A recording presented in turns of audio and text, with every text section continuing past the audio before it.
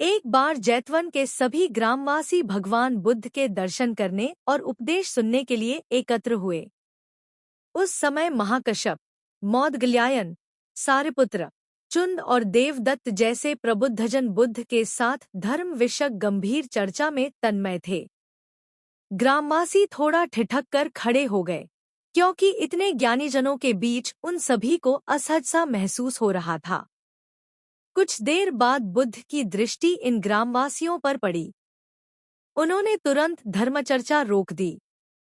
प्रबुद्धजन बुद्ध के इस व्यवहार पर चकित हो उठे और प्रश्नात्मक दृष्टि से उनको और देखा। बुद्ध अनाथ पिंडक नामक जिज्ञासु से बोले, भद्र, उठो। सामने ब्राह्मण मंडली खड़ी है, उन्हें आसन दो और आतिथ्य की सामग्री ले आओ। अनाथ पिंडक ने पीछे मुड़कर देखा तो उसे ब्राह्मण मंडली तो कहीं नहीं दिखी।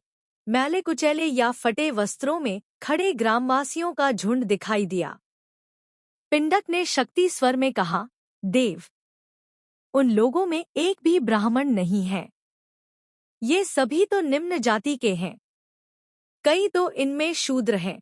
बुद्ध गंभीर होकर बोले, पिंडक, जो व्यक्ति सदा श्रद्धावान है वह ब्राह्मण ही है। ये लोग प्रयोजन के लिए भावयुक्त होकर आए हैं, इसलिए इस समय तो ये ब्राह्मण ही हैं। अतः तुम इनका समुचित सत्कार करो। कथा का इंगित यह है कि व्यक्ति जन्म से नहीं, कर्म से ब्राह्मण होता है।